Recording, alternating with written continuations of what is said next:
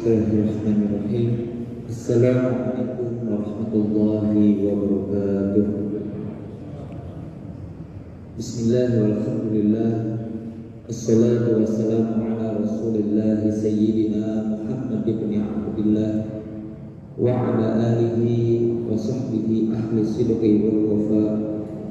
Allahumma salli wa sallim wa barik ala hadha an-nabiyil karim wa rasulil azim sayyidina wa maulana Muhammadin sallallahu alaihi wa alihi wa sallam wa ala alihi wa sahbihi wa man tabi'ahum bi ihsanin ila yaumiddin. Amma ba'd. Ma'asyiral muslimin wal muslimat, jamaah salat Aisyah Masjid Jami' Akbar rahimakumullah. Untuk yang kesekian kalinya, marilah sama-sama kita mengucapkan serta mengungkapkan puja dan puji syukur kita kepada Allah Subhanahu wa taala yang selalu memberikan nikmat, yang selalu memberikan hidayah, inayah, ridho serta rahmat dan ampunannya kepada kita semua, sehingga pada hari ini dan pada malam ini kita masih selalu dalam lindungan Allah Subhanahu wa taala dan selalu dikuatkan hati serta iman kita dalam selalu menjalankan ibadah kepadanya. Dan insya Allah dan doa juga selalu kita panjatkan agar semoga Allah Subhanahu wa taala selalu mengistiqomahkan hati kita, selalu menguatkan iman kita agar kita tetap bisa menjalankan ibadah dan selalu berada di jalannya sampai nanti kita mati dalam keadaan husnul khotimah. Amin ya rabbal alamin. Salawat beriringkat salam tak lupa kita sanjungkan kepada junjungan kita Nabi besar Muhammad sallallahu alaihi wa alihi wasallam yang telah membawa cahaya iman, yang telah membawa cahaya Islam, sehingga kita dapat keluar dari zaman kegelapan menuju ke zaman yang terang benderang, yang penuh dengan iman, yang penuh dengan Islam, dan yang penuh dengan tauhid. Amin ya rabbal alamin. Masyaallah muslimin wa muslimat rahimakumullah. Alhamdulillah, untuk yang kesekian kalinya di malam hari ini kita masih dapat menuntut ilmu. Kita masih diberikan kekuatan oleh Allah untuk memperdalam serta memperbanyak bekal kita, baik untuk urusan duniawi maupun untuk urusan ukhrawi. Yang dimana pada malam hari ini telah kembali guru kita, muallim kita, Al-Mukarram Al-Ustaz Haji Muhammad Zulfikarullah SEMA, yang alhamdulillah di pertemuan yang kesekian kalinya kita akan kembali mengulas, kita akan kembali membahas tentang kajian tasawuf yang ini merupakan ilmu mahal dan ilmu yang sangat berharga untuk menjadi modal kita baik di dunia maupun di akhirat. Maka tanpa memperpanjang kalam, marilah kita awali kajian kita pada malam hari ini dengan mengikhlaskan hati kita, dengan ridho dan niat untuk menuntut ilmu, agar semoga Allah Subhanahu wa taala menjadikan apa yang kita lakukan malam hari ini bernilai ibadah, dan semoga materi yang disampaikan oleh guru kita menjadi pahala jariah bagi beliau khususnya dan menjadi bermanfaat bagi kita pada umumnya. Ala hadhihi niyah wa ala kulli niyatin shalihah wa ila hadratil habib sayyidina Muhammad sallallahu alaihi wasallam. Al-Fatihah. A'udzu billahi minasyaitonir rajim. Bismillahirrahmanirrahim. Sampaikan oleh guru kita Al-Mukarram Al-Ustaz Haji Muhammad Zulfikarullah SEMA. Kepadanya waktu dan tempat kami persilahkan. Sallu ala Nabi Muhammad.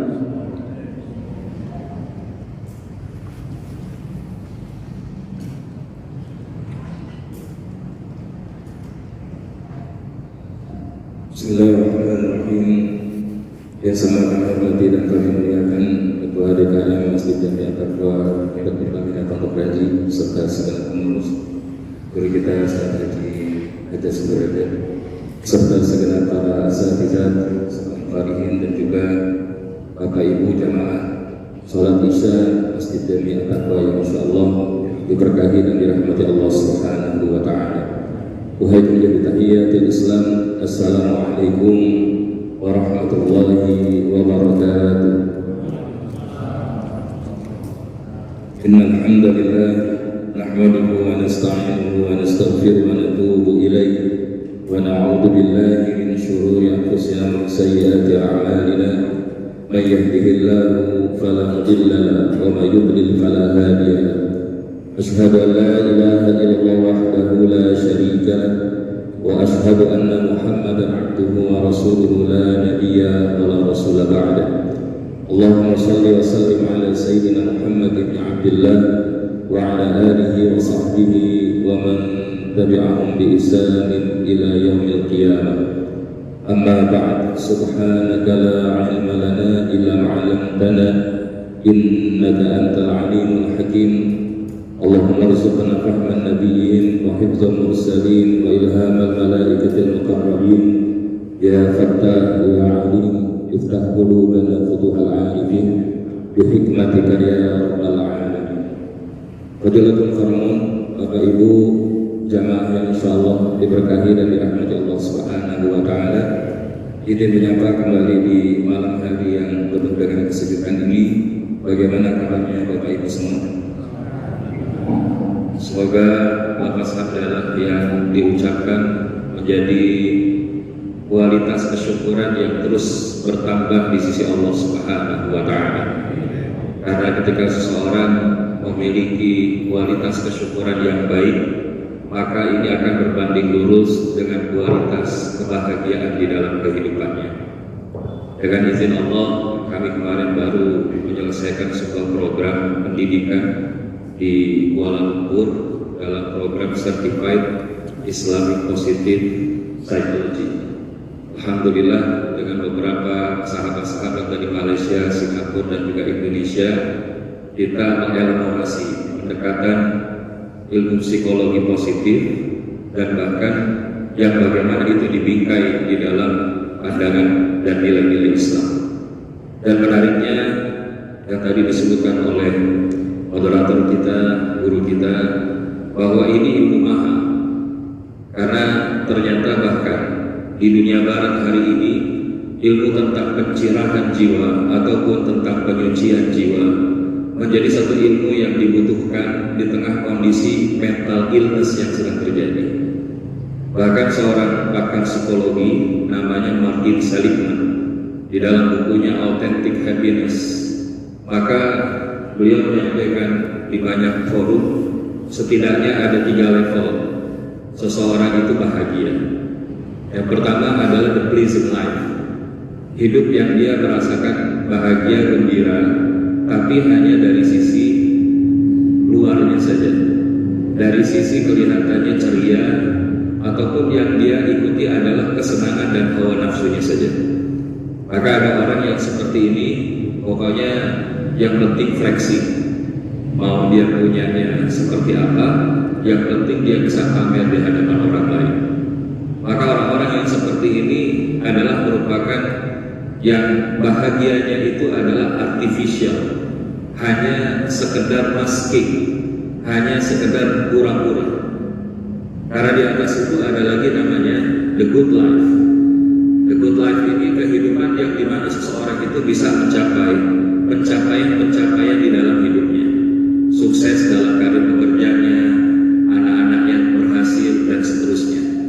Tapi itu pun juga belum menjadi satu capaian yang tertinggi, karena Einstein saja pernah mengatakan, try not to become a man of success, but rather try to become a man of value.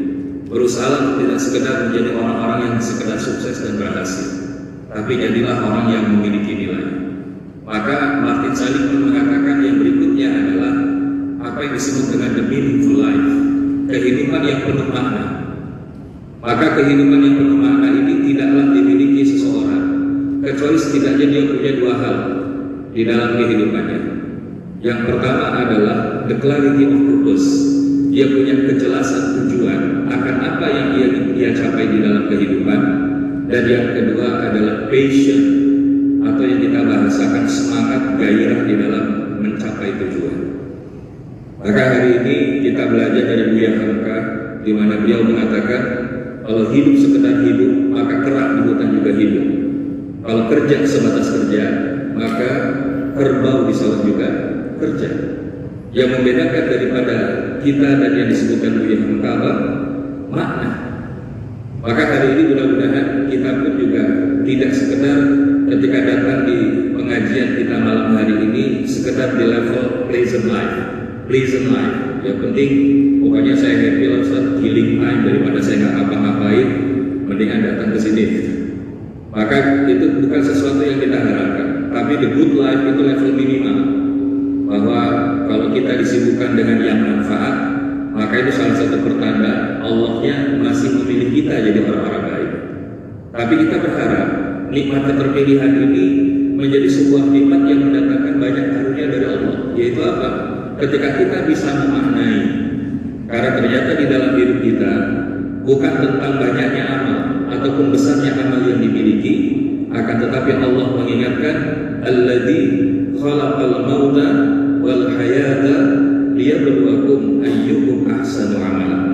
Dialah Allah yang menjadikan kematian dan kehidupan untuk menguji kalian siapakah yang paling baik amalnya.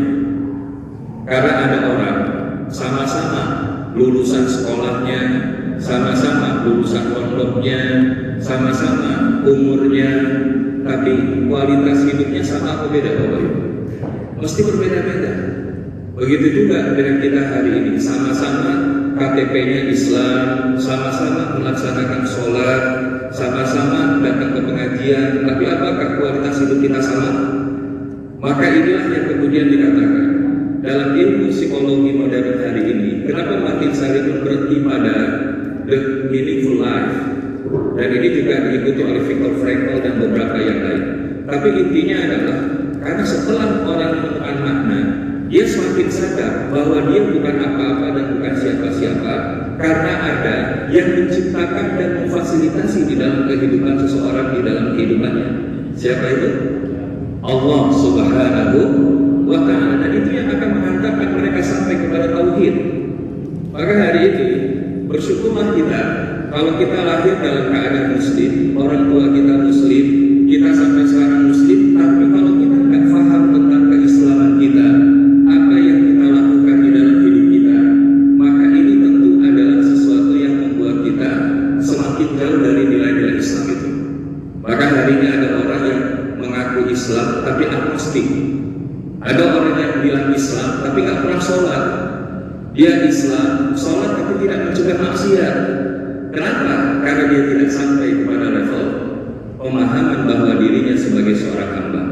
Nah, di titik inilah kita berharap pembahasan kitab Minhajul Abidin menjadi salah satu wasilah untuk menyegarkan kembali pemahaman diri kita sebagai seorang hamba. Yang kita sadari dalam hidup ini kita punya two ultimate mission in our life. Ada dua misi utama di dalam hidup kita. Ini kliknya orang.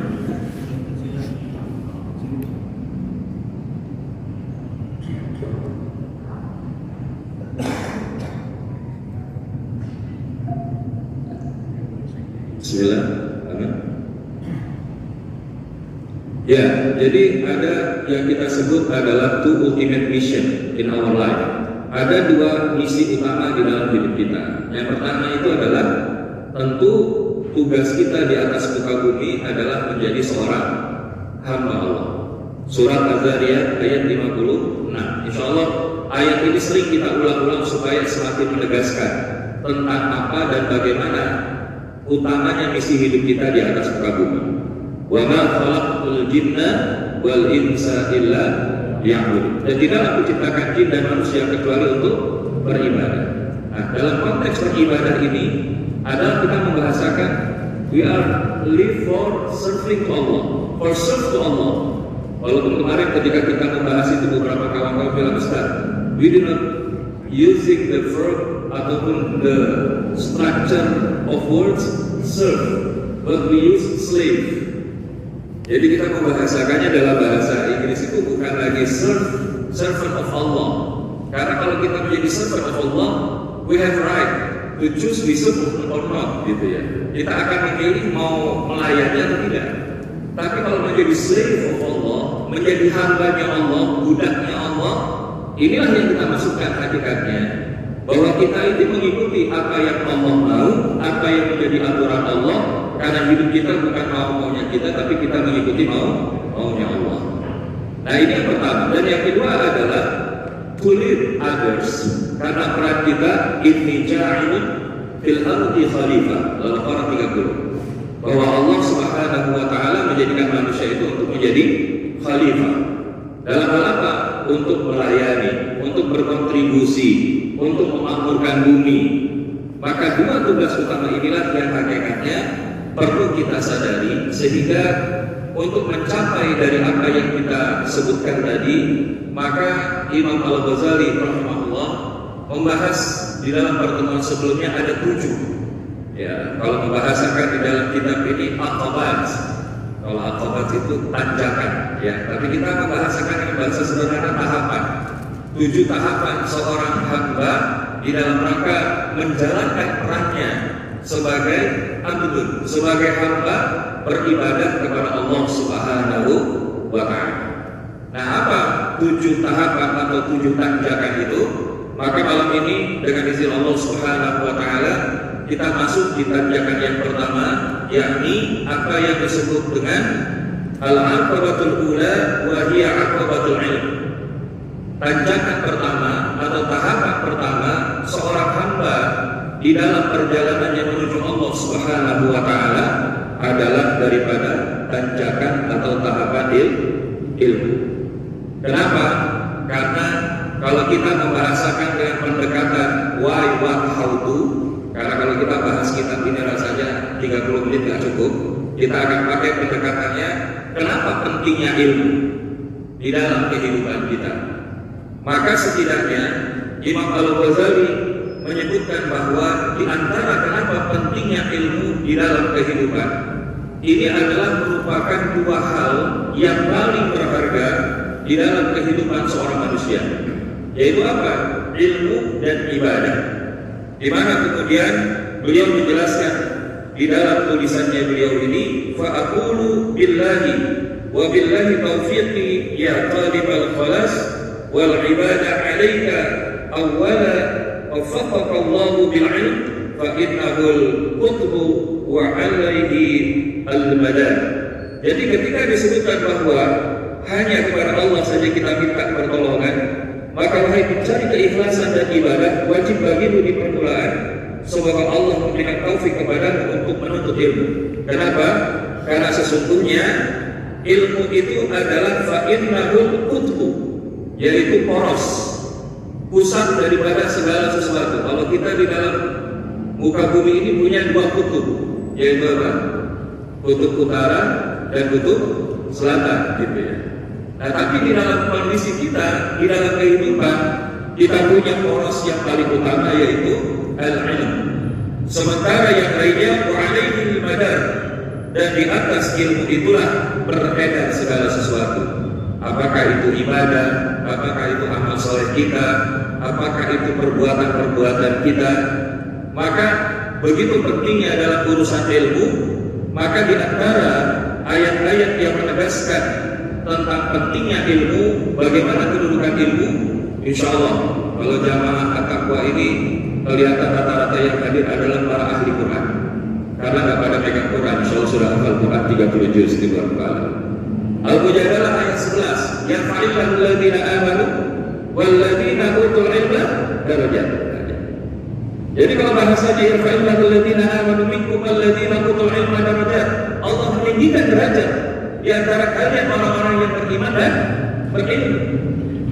Karena hari ini kalau kita tidak berilmu, mohon maaf, tidak akan sama antara orang yang bisa melihat dengan orang yang tidak melihat. Apakah sama orang yang dia berilmu dengan orang yang tidak berilmu, Bapak Ibu? Mohon maaf, walaupun sekolah itu bukan satu-satunya jalan untuk mendapatkan ilmu, tapi orang yang tidak sekolah sama orang yang sekolah, pemahaman terhadap sesuatu itu sama atau beda? Ada satu tayangan menarik di televisi itu, Clash of Champion, ya. Pernah ngikutin kan? Nah, ini bapak-bapak, ibu-ibu perlu lihat gimana anak-anak kita, anak-anak Indonesia itu ternyata Masya Allah di challenge penggunaan logikanya gimana, kemudian pendekatan nalar digunakan. Walaupun yang Muslim mungkin bisa jadi masih cenderung bisa dikatakan minoritas, karena yang mengikuti daripada kompetisi Olimpiade internasional karena lebih banyak anak-anak dari luar Muslim. Padahal di dalam konteks kita hari ini, kalau kita belajar dari generasi sebelum kita, bagaimana muncul Avicenna yang disebut juga Ibnu Sina, kemudian Ibnu Khaldun, Al-Khawarizmi, Umar bin Abdul Aziz dan seterusnya, itu dimulai dari kegemilangannya pada mereka berada di usia muda. Maka hari ini jangan sampai kita menjadikan anak-anak muda kita menjadi anak-anak muda yang hanya bisa bahasanya apa? Menang electronic sport atau e-sport alias main game online. Jagonya itu main Free Fire, Mobile Legends, sama Roblox. Sekalinya ngomong brainrot, ya sekalinya ikutin pacu laju. Maka hari ini kita berdoa kepada Allah, selama anak-anak muda kita sibuknya sama urusan receh, maka mereka tak akan pernah bisa menjadi generasi yang besar di masa akan datang. Inilah yang mahal disebut oleh Syekh Yusuf Qaradawi rahimahullah. Yang mahal di Mesir itu bukanlah semata perusahaan Suez ataupun kemudian Sungai Nilnya, akan tetapi yang mahal di Mesir itu adalah generasi anak-anak mudanya. Kalau Bung Karno bilang, bagaimana kemudian bahasanya, berikan aku 10 orang pemuda, maka aku akan guncang dunia.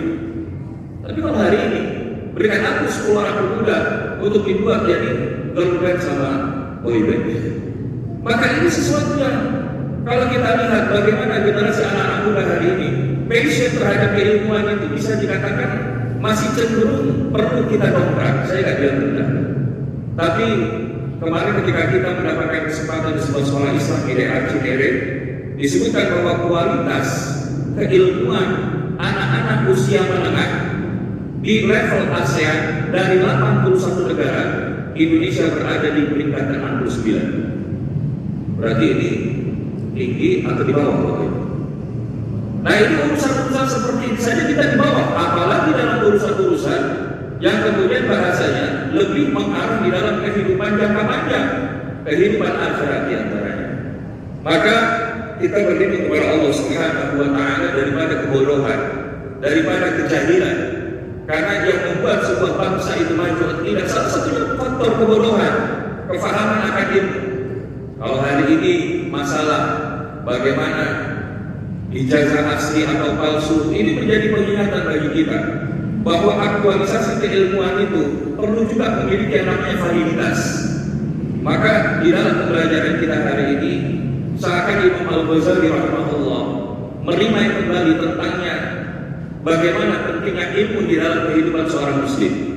Dan dalam konteks kita, maka sesungguhnya ilmu itu ada beberapa kelebihan mengutip daripada beberapa hadis Nabi Sallallahu Alaihi Wasallam. Di antaranya adalah bagaimana bahkan segala urusan selain ilmu dan ibadah disebutkan daripada Imam Al-Ghazali, wa'lam anma siwahuma minal umuri batilun. Maka selain daripada urusan ilmu dan ibadah yang dilakukan oleh seorang itu cuma perkara batil, perkara yang sia-sia, yang tidak ada kebaikan di dalamnya. La khayra fihi walauan la hasila lahu, yaitu yang dia tidak ada istilahnya kebaikan di dalamnya dan juga kesia-siaan yang tidak ada hasil baginya. Contoh, kalau kita hari ini, salah satunya kalau pegang handphone, kira-kira durasi kita pegang handphone itu berapa lama Bapak Ibu? Kira-kira berapa lama? Di luar sholat kira-kira berapa lama? Biasanya yang kita lakukan ngapain? Scrolling, ya, scrolling. Awalnya sih dengerin ceramah, tapi setelah lanjutannya kira-kira apa? Lihat orang makan mukbang, lihat orang apa lagi? Mulai nyanyi, mulai apa lagi? Gosipin orang, mulai lagi apa? Politik, terus. Yang itu bahkan sebetulnya tidak dibutuhkan oleh kita, tapi itu menjadi sampah di dalam pikiran-pikiran kita. Sehingga kita akhirnya, kemarin ada sebuah konferensi internasional mengenai positive psychology, dan ada seorang pembicara di seminar itu membahasakan tentang teori al-hasad, teori kedengkian, teori iri hati. Dan di antara sebab hari ini banyak orang yang kemudian terpapar dengan virus al-hasad adalah media sosial media. Jadi orang ini kalau sudah lihat, oh dia lagi ada di mana, upload status, alhamdulillah bisa umroh lagi. Buat sebagian orang, kenapa sih harus dibilang-bilang, ya kan? Tapi di sisi yang lain sombong amat. Nah, itulah yang bahasanya menjadikan seseorang itu kemudian terkena penyakit al-hasad. Dan indikator orang hasad itu apa? SMS. Apa Bapak Ibu? SMS. Apa itu SMS? Senang melihat orang lain susah, susah melihat orang lain senang. Maka jangan sampai kita berdemikian, karena al-hasad juga adalah ummul khaba'ith, satu daripada induk kejahatan. Selain daripada al-kibr, kemudian al-hirs, maka yang berikutnya disebutkan oleh Syekh Ibnu Qayyim al-Jauziyah bahwa induk kejahatan itu adalah al-hasad, yang itu menerpa diri Qabil, sehingga ketika hasad itu muncul, maka sampai kemudian level membunuh Habil. Maka kita berlindung kepada Allah, jangan biarkan di dalam hati kita itu ada hasad. Ya, karena ketika hasad itu dipelihara, kedengkian itu dipelihara, maka itu membakar daripada pahala-pahala kita, sebagaimana api membakar daripada daun yang kering. Maka terapinya apa? Husnuzan.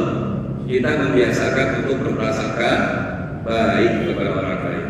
Kalau kita belajar dari Nabi SAW, bahkan Nabi ketika berdakwah di Taif, sudahlah dilempari, sudahlah diusir, sudahlah disakiti, datang dukungan dari malaikat Jibril dan malaikat penjaga bukit Taif untuk menenggelamkan daripada penduduk Taif. Maka apa kata Rasulullah? Jangan kau lakukan itu, wahai Jibril, karena kalau kau lakukan itu, maka siapa di masa yang akan datang nanti kelak akan menerima dakwah yang aku bawa.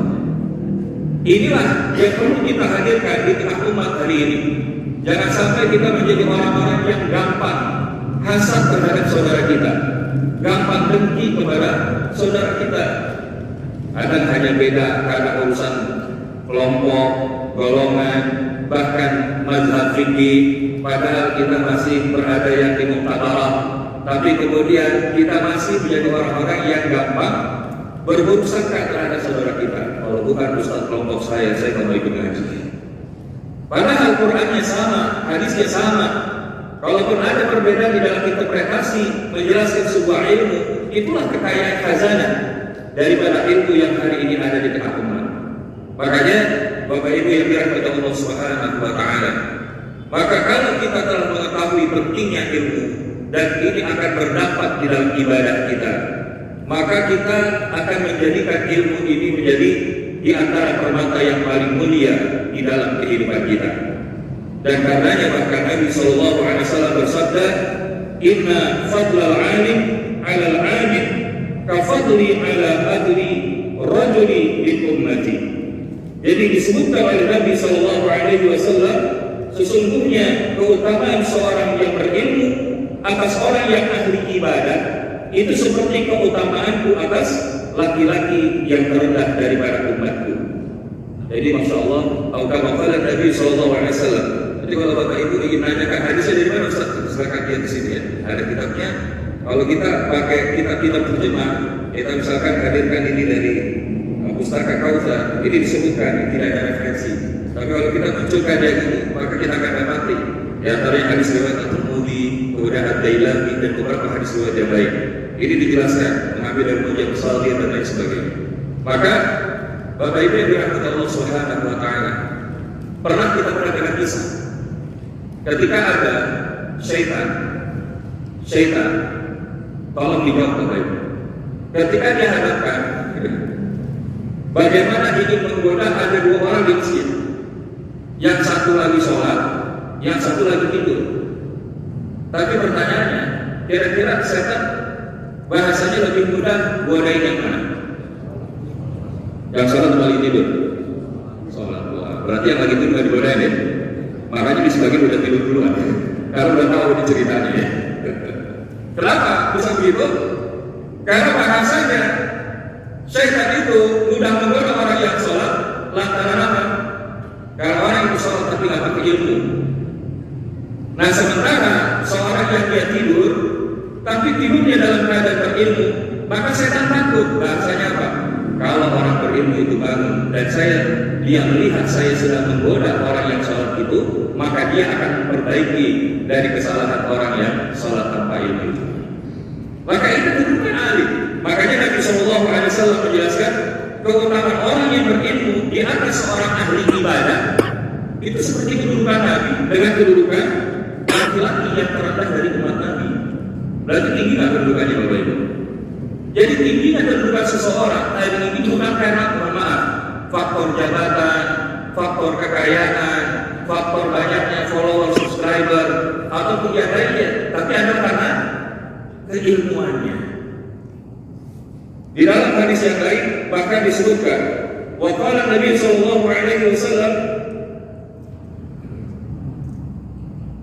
nazaratan ila al-alim ahabbu ila min ibadihi sanati siyamiha wa qiyamiha. Memandang wajah orang berilmu itu lebih aku cintai dibandingkan beribadah 1 tahun, berpuasa 1 tahun, dan sholat malam 1 tahun. Kalau Nabi sallallahu alaihi wasallam. Makanya melihat wajah dari guru kita, talaki di dalam mekanisme kita belajar keilmuan itu menjadi satu keberkahan sendiri, Bapak Ibu. Bahkan ini juga berlaku kalau kita online.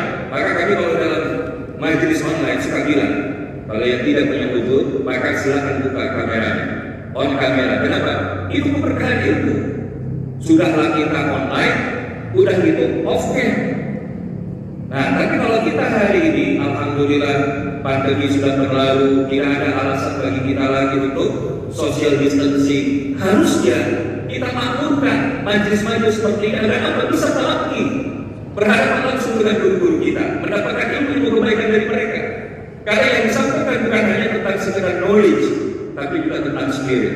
Karena ada beberapa guru-guru yang ketika menyampaikan boleh jadi mutiara-mutiaranya itu justru keluar dari sesuatu yang bahasanya tidak hadir di dalam bukunya, tapi di dalam bahasannya dia sampaikan.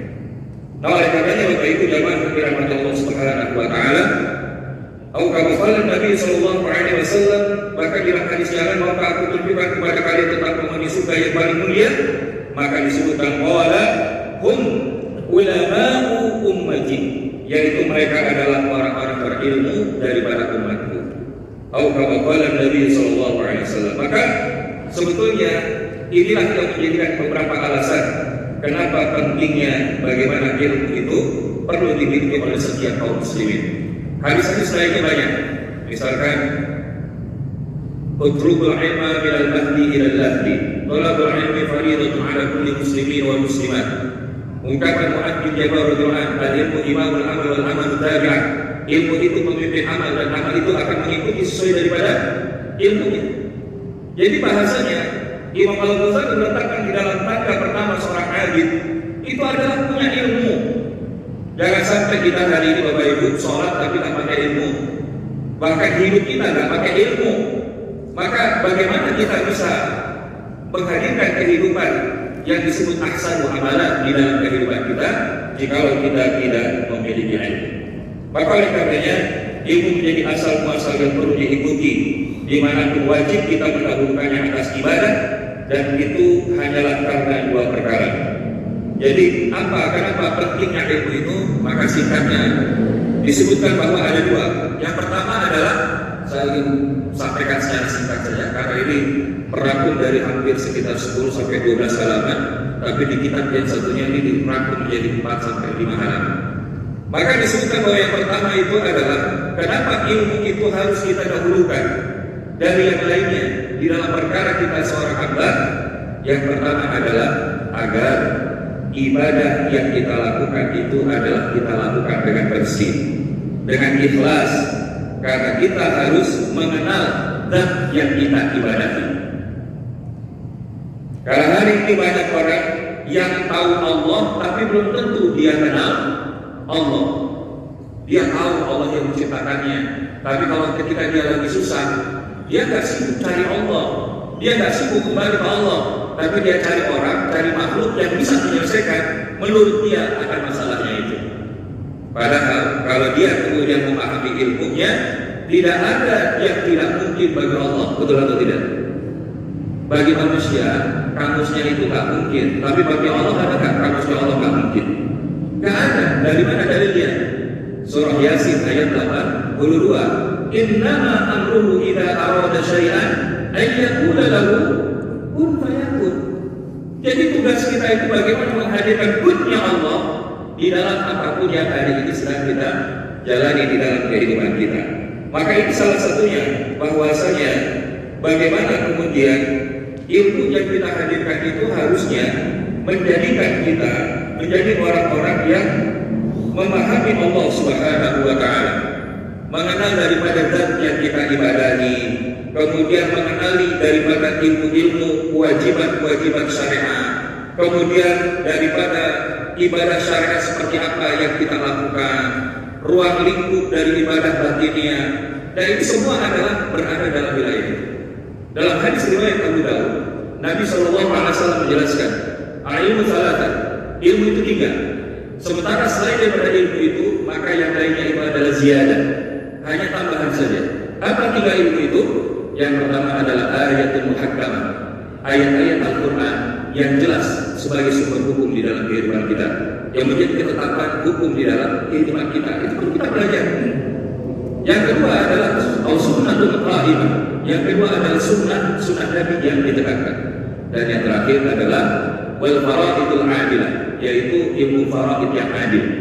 Maka Bapak Ibu jamaah yang dirahmati Allah Subhanahu wa Ta'ala, hari ini kecenderungan di banyak kalangan kaum muslimin belajar Quran itu masih sangat minim. Betul atau tidak? Sebenarnya kalau kita paham ilmu Quran itu luar biasa. Padahal kan kita sering kalau baca doa, selesai baca Quran itu diantaranya apa? Waj'alhu lana hujjatan ya Rabbal alamin. Sebelumnya apa? Allahumma arhamna bil Qur'an waj'alhu lana imama wa nuran wa hudan wa rahmah. Ini sebetulnya pertanyaannya sudah kita jadikan belum? Menjadikan Al-Quran itu sebagai hudan, petunjuk, nuran, menjadi cahaya, rahmat, menjadi sayangnya Allah kepada kita. Kita selama ini baca Quran kalau ada hajatan doa, tapi beda di sini insya Allah enggak beda maksudnya. Ya maksudnya kita rumah baru baca Quran, ada yang meninggal baru baca Quran, Ramadan baru baca Quran. Tapi insya Allah di sini enggak ya? Karena sehari paling tidak berapa juz baca Quran, Bapak Ibu? Alhamdulillah. Paling Ramadan kita bisa khatam berapa kali? Berapa kali? 1. Nah, terus tahun berapa kali? Jangan bilang ya Ramadan itu bisa khatam. Berarti 11 bulan gak pernah baca Quran. Nah, makanya kenapa kok kualitas Quran yang kita tidak pahami itu seakan menjadikan hidup kita itu tanpa makna. Maka kenapa para sahabat itu bahkan kami pernah mendengarkan penjelasan dari seorang guru kami, Syekh Dr. Ahmad Tufi, seorang pakar bahasa Arab dan juga pakar ulumul Quran dari Mesir. Beliau menjelaskan waktu itu satu ayat, yaitu tentang ayat kedua surat Al-Baqarah setelah alif lam mim. Dzalikal kitabu la raiba fihi hudan lil muttaqin. Maka beliau sampaikan awalnya ini ada beberapa cara untuk membacanya. Ada yang dzalikal kitab la raiba fihi hudan lil muttaqin. Ada dzalikal kitab la raiba fihi hudan lil muttaqin. Tapi setelah itu kemudian beliau mentadaburi dari ayat kedua ini. Bahkan kalau disandingkan tadi, dari kenapa Allah menggunakan kata dari di dalam bahasa permulaan daripada surat Al-Baqarah ini? Maka maknanya dua. Yang pertama, Dzalika itu kan bukan menggunakan hada. Kenapa? Tidak digunakan hada kita la raiba fi. Tapi dzalika kita. Karena yang pertama, ini adalah kalau bagi orang-orang kafir, maka Al-Quran itu sesuatu yang jauh di dalam kehidupannya. Mereka jauh daripada Al-Quran. Yang kedua, bagi orang beriman, dzalik itu adalah menunjukkan ketinggian kedudukan. Sehingga orang-orang yang dia memahami Al-Quran akan mencapai ketinggian itu. Nah, jadi oleh karenanya, Bapak Ibu, bahkan ketika dibahas dzalik, ini bahkan menyebabkan beberapa sahabat itu membaca ayat ini berulang-ulang sampai menetes air mata. Hanya kalimat atau ayat daripada dzalikal kitab la raiba fi. Kenapa hidup kita kok begini? Dzalik. Kenapa kok kita kemudian usaha seperti ini? Dzalik. Pada akhirnya mencukupi daripada kata dzalik. Itu baru satu kata di dalam sekian ribu kata yang ada di dalam Al-Quran. Pertanyaannya kita hari ini, seberapa jauh kita sudah memahami Al-Quran? Sehingga itulah yang menjadikan kenapa ulumul Quran ini menjadi di antara ilmu utama yang harus kita pahami, yang harus kita miliki dan kita dalami. Bahkan bagi anak-anak kita, bukan tentang sekolah internasional, sekolah bonafit, tapi Nabi menyebutkan adibu auladakum ala salati khisalin. Ajarkan kepada anakku 3 hal. Yang pertama apa? Hubbi nabiyikum. Ajarkan anak kita mencintai nabinya. Siapa? Rasulullah Muhammad sallallahu alaihi wasallam. Yang kedua, hubbi ahli baitihi. Ajarkan anak-anak kita mencintai ahli keluarga Nabi. Dan yang ketiga adalah watil Quran. Dan ajarkan anak kita itu belajar Al-Quran. Maka hari ini inilah yang kita lihat mulai banyak hilang di tengah keluarga muslim. Mereka lebih mengedepankan gak apa-apalah anakku ini sekolah di sekolah internasional. Ya walaupun di situ Islamnya minoritas, sekarang nanti ke depan dia punya circle yang lebih bagus. Maka oleh karena itu, ini adalah sesuatu yang perlu kita pahami. Kenapa kemudian hari ini kita semakin mundur dan sebaliknya umat-umat di luar kita semakin maju. Maka jemaah yang dirahmati Allah Subhanahu wa taala, begitu pun juga dengan daripada pendekatan-pendekatan yang lain. Yang kedua, kenapa kita harus mendahulukan ilmu? Karena ilmu yang bermanfaat itu akan membuahkan ketakutan kepada Allah dan segan kepada Allah. Innama yakhshallaha min ibadihil ulama. Sesungguhnya yang hanya saja takut kepada Allah dari hamba-hambanya adalah para ulama. Makanya kalau hari ini, Ustaz, kok kemarin itu ada guru ngaji melakukan pelecehan seksual? Karena dia bukan ulama. Kalau dia seorang ulama, maka gambarannya bukan tentang seberapa banyak ayat dan hadis yang dia hafal, atau seberapa banyak pondok yang dia miliki, tapi seberapa takut dia kepada Allah. Maka inilah penegasan bagaimana kemudian bahwa ilmu itu akan menuntun seseorang hamba untuk mengenal, mengagungkan serta takut kepada Allah Subhanahu wa taala. Maka insya Allah di dalam penjelasan mengenai bab ini sebetulnya begitu banyak penjelasan, tapi esensinya adalah bagaimana kemudian kita belajar ilmu-ilmu itu dari ilmu tauhid, kemudian ilmu tentang syariat, ilmu tentang sunnah-sunnah Nabi Sallallahu Alaihi Wasallam, ilmu tentang akhlak, ilmu tentang adab. Ini menjadi sebuah keniscayaan di dalam hidup kita sebagai seorang muslim. Saya di sini ingin menambahkan ada sedikit catatan bahwa Nabi Sallallahu Alaihi Wasallam menyebutkan dalam hadis riwayat Al-Hakim dalam Al-Mustadrak bahwa marhumani la yashfa'an, bahwa ada 2 kelompok orang yang dia tidak akan pernah merasa kenyang. Kalau bahasa kita rakus, ada 2 kelompok orang yang rakusnya nggak habis. Siapa mereka? Yang pertama adalah talibul ilmi wa talibud dunya. Yang pertama itu adalah mereka para penuntut ilmu agama, dan yang kedua itu adalah pencari dunia. Al-Qur'an Nabi Sallallahu Alaihi Wasallam. Maka dalam wilayah kita sebagai seorang muslim, ngaji itu bukan batasannya udah pensiun, atau batasannya itu udah apa lagi, usianya sudah lanjut, tidak. Ngaji itu sampai kita mati, Bapak Ibu. Ngaji itu kalau udah mati baru berhenti ngaji. Hari ini kalau kita masih sehat, walaupun kita duduknya dan alhamdulillah. Kami ada jamaah di daerah Permata Bintaro itu dengan izin Allah, waktu mudanya aktif di dalam mustajab. Maka ketika beliau terkena penyakit dalam kondisi yang sulit untuk jalan, dalam kondisi yang serba keterbatasan, maka beliau selalu mengazankan dan membiasakan setelah sholat kalau ada majelis kajian dia tidak akan bergerak kecuali mengikuti kajian itu sampai selesai. Maka ini gambaran seseorang yang dengan izin Allah masih mau ngaji walaupun dalam keterbatasan. Nah kita kalau hari ini sehat tapi nggak mau ngaji, kira-kira ini aman-aman aja atau sudah aman? Nah inilah yang perlu kita maknai. Dan yang terakhir adalah saya ingin mengutip daripada Diwan Syafi'i bahwa Imam Syafi'i menjelaskan sebelum masuk tentang 6 hal yang membuat proses belajar menuntut ilmu agama itu bisa berhasil. Maka beliau mengatakan ilmu itu adalah buruan dan tulisan itu adalah pengikatnya. Ikatlah buruan itu dengan tali yang kuat. Tapi saya lihat di sini yang mencatat moderator aja. Ternyata jamaahnya insya Allah ini sudah menghafalnya di dalam pikirannya masing-masing. Maka ke depan saran kami di dalam majelis seperti ini usahakan minimal kita ada catatan. Kalau kita susah buat catatan di handphone kita ada notes, bisa kita pakai. Jangan kemudian handphone kita hanya diisi dengan urusan-urusan dunia saja. Maka bagaimana bahkan hari ini digunakan melalui sarana media sosial, kajian tidak direkam, sudah direkam Ustaz. Nanti kalau untuk mengulang lagi tidak lupa lagi rekamannya. Ya itu jawaban yang mencari pembenaran.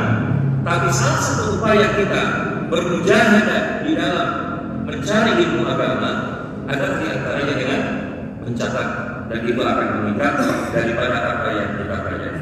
Sedikit lagi sebelum kami serahkan, ya ini yang disebutkan oleh Imam Syafi'i rahimahullah.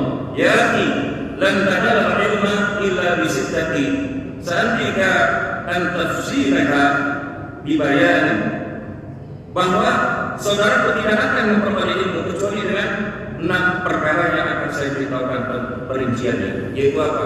Yang pertama adalah zakat, kecerdasan. Makanya jangan berpikir bahwa orang kalau naruh anak di pondok itu adalah last option. Justru kalau kita punya anak yang cerdas, masukin dia di pondok. Karena apa? Dia ketika belajar ulumul syar'i, kayak belajar Al-Quran itu Bapak Ibu, menghafalnya, kemudian mendalaminya, mentadabburinya dan seterusnya. Bahkan ulumul hadis itu pun juga bukan sebuah perkara yang mudah untuk dilakukan, tapi bukan berarti juga sesuatu yang mustahil.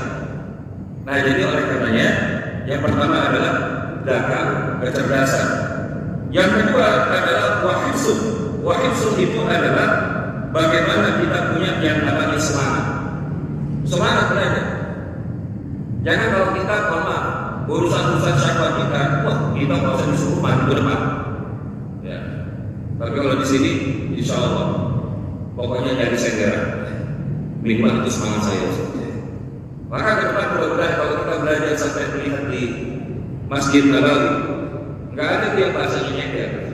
Jangan ada apa, mereka mendekat kepada majelis di mana kemudian ilmu itu disampaikan. Karena itu salah satu menjaga daripada apa? Kualitas semangat kita. Tapi insya Allah mudah-mudahan kalau hari ini Bapak Ibu berada dalam kondisi seperti ini, mudah-mudahan tetap semangat. Yang kedua adalah semangat. Yang ketiga wa ijtihad, yaitu punya kesungguhan.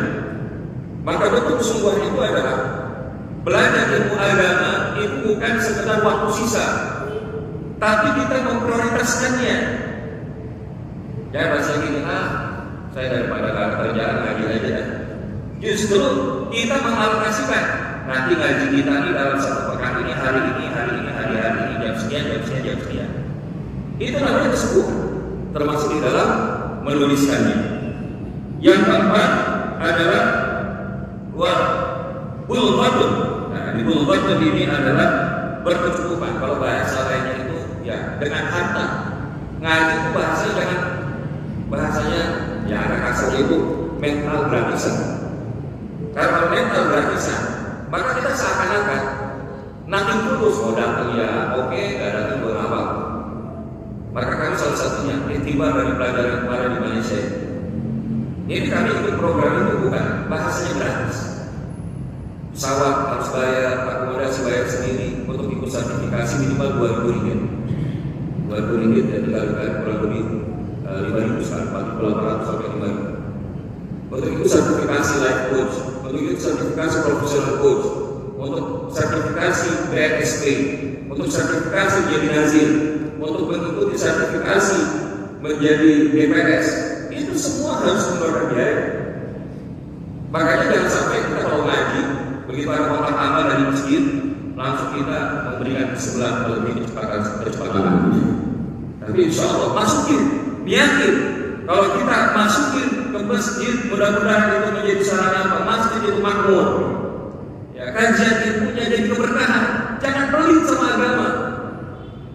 Kita untuk urusan kebatilan aja mau kita bayar mahal. Tapi urusan tadi ilmu mahal justru kita cari yang gratis. Tapi kalaupun demikian itu masih lebih baik daripada yang tidak datang sama sekali. Yang berikutnya yang kelima, wasuhbatul ustadz, yaitu bersahabat belajar dengan ustaz tersebut. Maka ini adalah salah satu daripada kedekatan antara mereka. Bagaimana Imam Syafi'i dekatnya kepada Imam Malik sebagai gurunya, begitu Imam Ahmad bin Hanbal daripada berguru kepada Imam Syafi'i. Walaupun mereka kemudian punya perbedaan, tapi tidak menjadikan kemudian saling membenci antara murid dengan guru ataupun sebaliknya. Makanya kita bergaul sama ustaz itu salah satu nilai kebaikan dan keberkahan yang Allah berikan kebaikan dalam hidup kita. Dan yang terakhir adalah waktu zaman, yaitu membutuhkan waktu yang lama. Kadang ngaji itu tadi bukan sekali dua kali. Dan harapan kita mudah-mudahan insya Allah kita berupaya di kajian setiap Ahad malam yang diselenggarakan di masjid kita ini, kita bisa hadir. Selain daripada ilmu tasawuf, kita belajar ilmu Quran, ilmu hadis dan yang lainnya, termasuk fikih ibadah, sehingga ini menjadi di antara kedudukan yang menjadikan kita insya Allah memiliki kedudukan yang tinggi. Dan nanti kita akan masuk kepada tahapan yang kedua di dalam Minhajul Abidin dari Imam Al-Ghazali rahimahullah di pertemuan yang akan datang. Demikian yang bisa kami sampaikan. Saya kembalikan lagi kepada moderator. Assalamualaikum warahmatullahi wabarakatuh.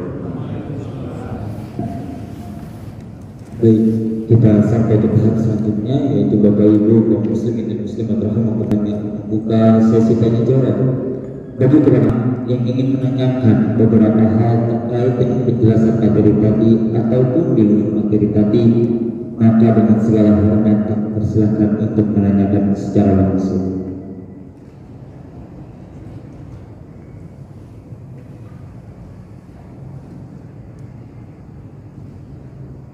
Apakah ada?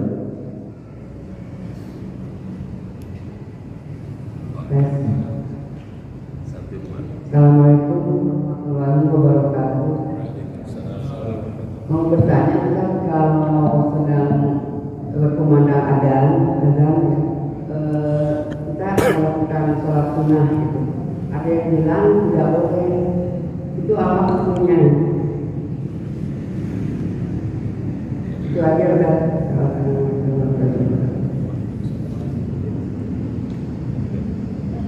Baik, untuk pertanyaan yang kedua.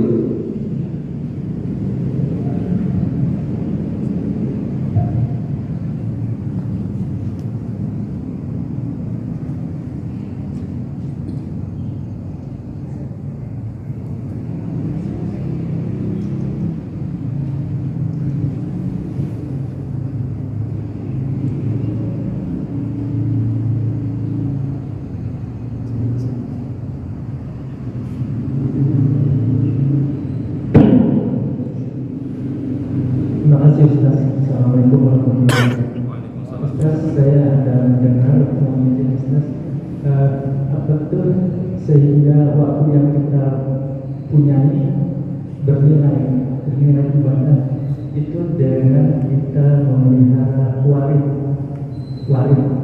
atau wirid. Jadi mohon pencerahannya. Makasih Ustaz.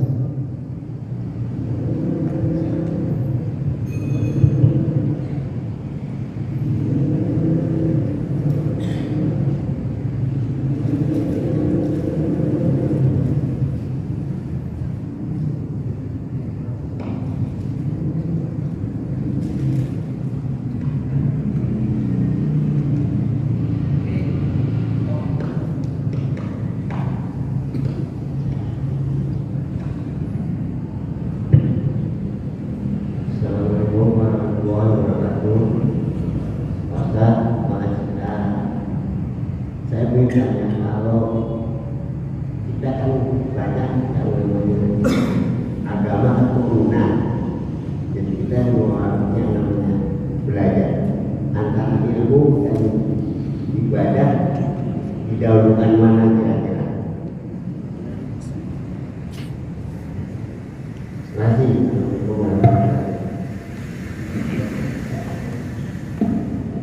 Waalaikumsalam warahmatullahi wabarakatuh. Terima kasih Bapak Ibu.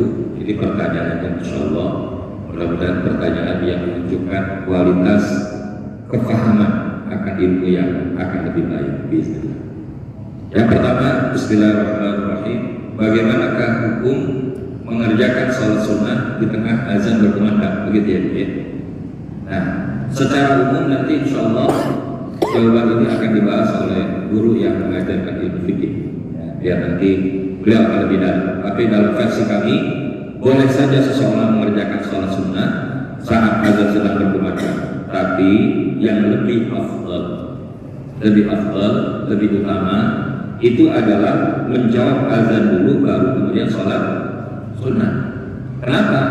Karena kalau kita menjawab daripada azan, maka kita akan dapat pahala sebagaimana orang yang berazan. Kalau orang yang berazan itu salah satu pahalanya apa? Lehernya itu akan dibagikan nanti di surga. Nah itu diantara. Dan yang kedua, ketika kita menjawab azan lebih dulu, kita tidak termasuk orang yang melalaikan. Kecuali misalkan begini, kami kemarin misalkan akan naik pesawat dari Indonesia bertolak ke Kuala Lumpur. Itu pukul 5 kurang 15 harus sudah naik. Nah jadi azan itu sholat 5 menit saja harus, walaupun bisa sholat di kendaraan, sholat di pesawat, tapi rasanya lebih afdal kalau sholat di musholla, itu akan lebih benar, apalagi sholat fardu ya.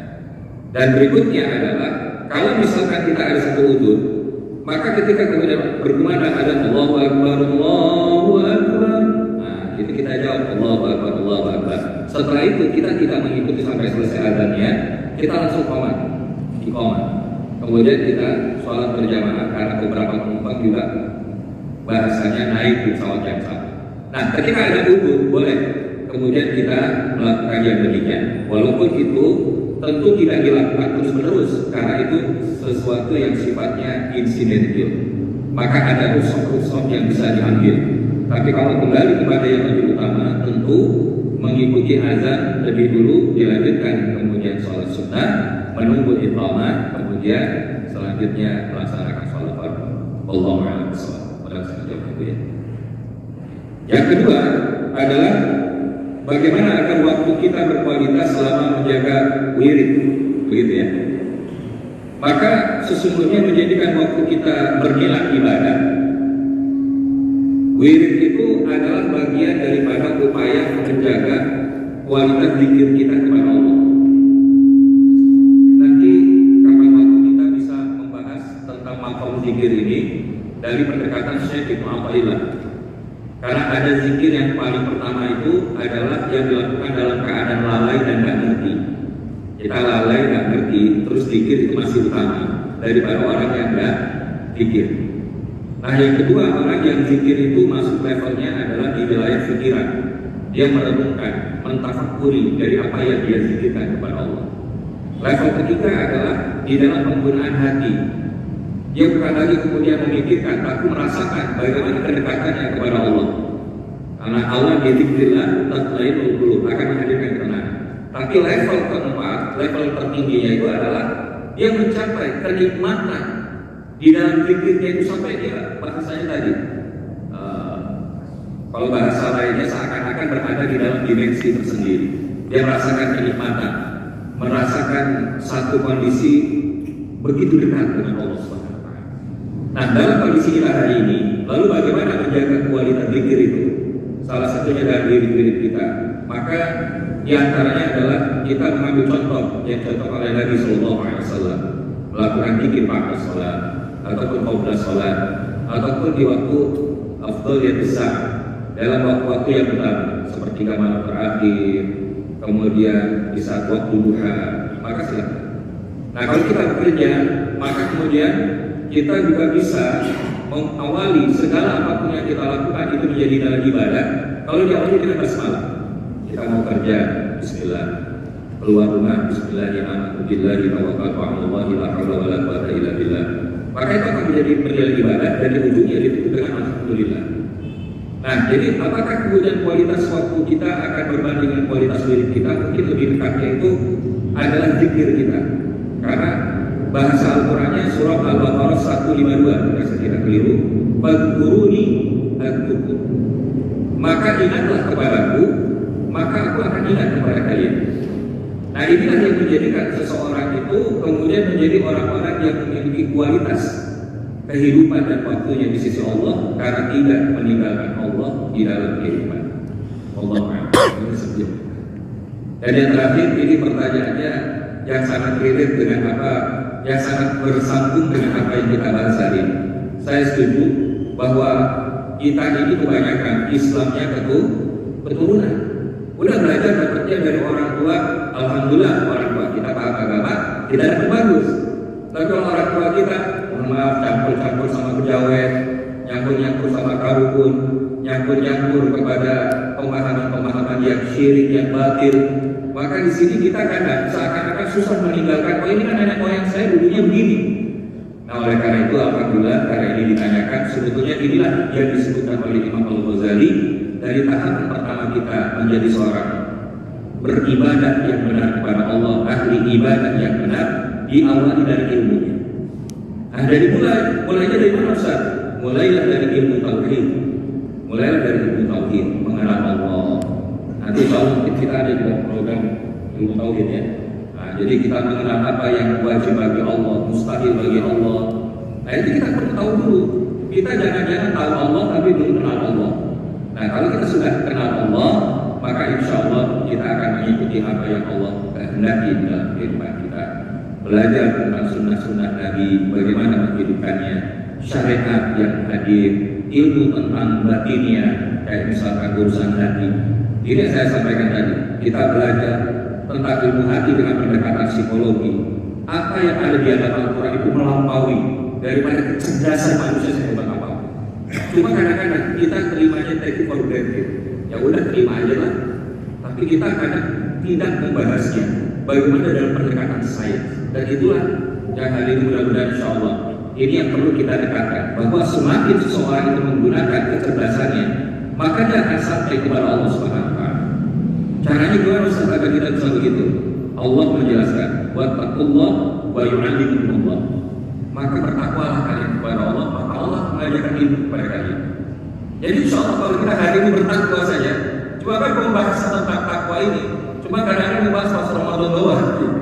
Padahal takwa ini adalah energi yang perlu kita hadirkan sepanjang kehidupan kita, karena takwa ini menjadi jalan keluar dari segala masalah, diambilkan rezeki yang tidak disangka-sangka, kemudian akan dimudahkan semua urusan, bahkan diberikan ilmu oleh Allah dan masih banyak lagi.